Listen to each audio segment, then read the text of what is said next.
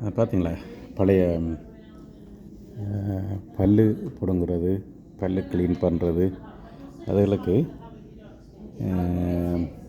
ஆஸ்திரேலியாவில் முதல் பாவிச்ச அந்த எக்யூப்மெண்ட்ஸை கொண்டு வந்து வச்சுருக்கணும்.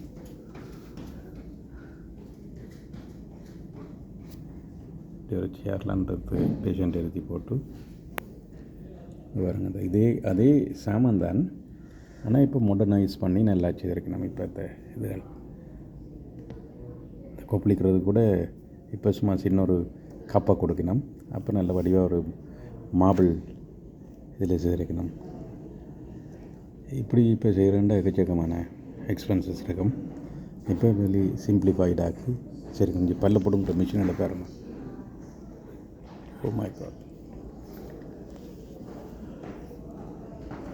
இது வெஸ்ட்மீட் ஹாஸ்பிட்டலில் இருக்குது.